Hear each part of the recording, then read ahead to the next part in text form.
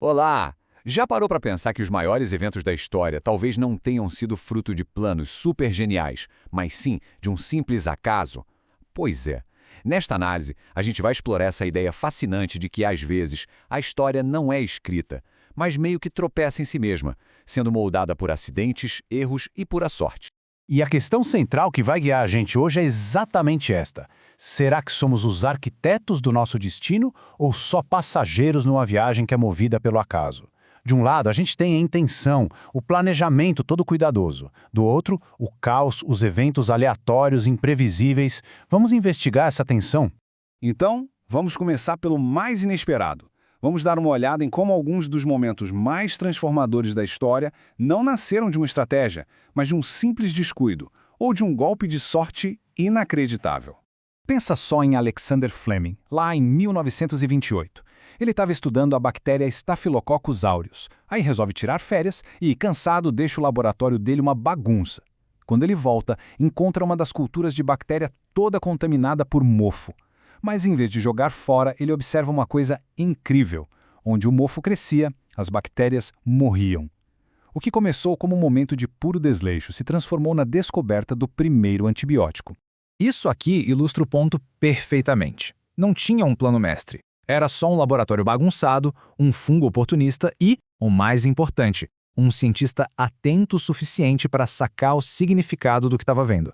Um único acidente que salvou milhões de vidas de infecções como pneumonia e meningite, mudando para sempre o rumo da medicina. Ok, se um fungo pode mudar a medicina, o que será que algumas palavras mal escolhidas podem fazer, hein? Vamos avançar no tempo para 1989. Olha só essa linha do tempo. Em menos de 5 horas, não foi um acidente de laboratório, mas um erro de comunicação numa coletiva de imprensa que simplesmente derrubou um dos maiores símbolos da Guerra Fria. E aqui estão as palavras exatas. O Chabalsky não tinha sido totalmente informado sobre as novas regras. Quando um repórter pressionou ele sobre quando as regras entrariam em vigor, ele deu uma hesitada e disse imediatamente. Foi um palpite. Um palpite que ecoou pelo mundo e levou milhares de pessoas aos portões, deixando os guardas sem ter o que fazer.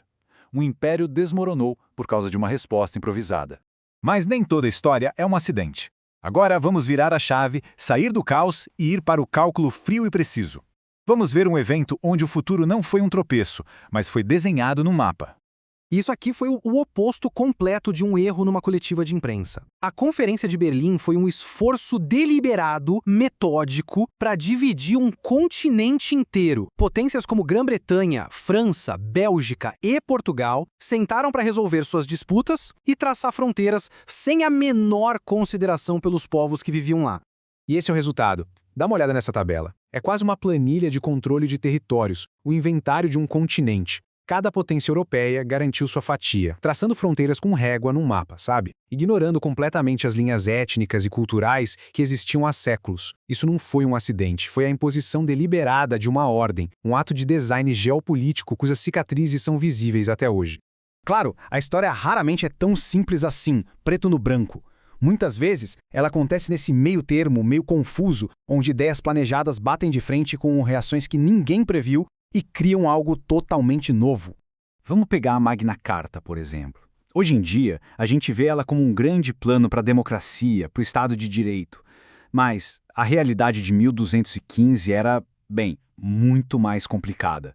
E aqui a gente vê a distância enorme entre a intenção original e o legado final. A Magna Carta não nasceu como um documento visionário sobre direitos humanos. Foi uma reação pragmática, um acordo de paz forçado por barões furiosos para proteger os próprios privilégios deles. Foi só com o passar dos séculos que as palavras foram sendo reinterpretadas, lapidadas e transformadas nesse ideal universal de justiça que a gente conhece.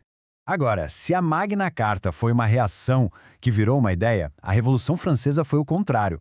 Ela começou com ideias bem claras, planejadas e explosivas que serviram de combustível para derrubar uma monarquia. Aqui está a arquitetura intelectual por trás da Revolução. Pensadores do Iluminismo, como Montesquieu e Rousseau, forneceram o projeto. Eles defenderam ideias que eram super radicais para a época, que o poder devia ser dividido, que os governos dependem do consentimento de quem é governado e que a razão deveria vir antes da tradição cega. A Revolução em si foi um turbilhão caótico, mas as sementes que deram início a ela foram plantadas com muita deliberação.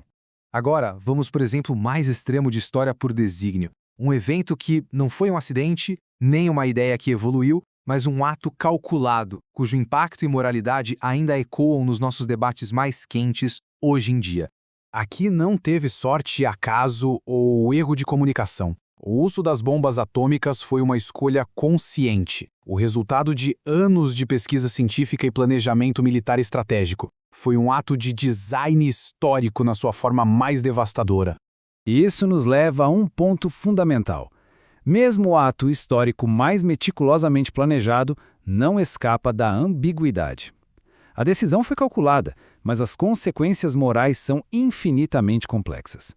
Isso mostra que, mesmo quando a história é feita de propósito, seu legado raramente é simples. Então, como é que a gente junta esses fios todos de acidente, design e caos? O que essa jornada pela história realmente nos diz sobre como o progresso acontece? Bom, como é que tudo isso se conecta? Pensa no lema caótico e apaixonado da Revolução Francesa. Liberdade, igualdade, fraternidade. Com o tempo, essa ideia revolucionária se tornou a base, a estrutura para nossa compreensão moderna dos direitos humanos. A liberdade deu origem à primeira geração de direitos. A igualdade inspirou a segunda geração. E a fraternidade evoluiu para a terceira geração, a dos direitos coletivos. O caos inspirou a ordem. A reação deu origem a um plano global. No final das contas, não é uma questão de ou isso ou aquilo. A história não é só acidente e nem só planejamento. É a dança imprevisível entre os dois. Grandes ideias podem ser desviadas por pequenos erros, e acidentes de sorte podem dar início a eras inteiramente novas de progresso planejado. E isso nos deixa com uma pergunta para refletir.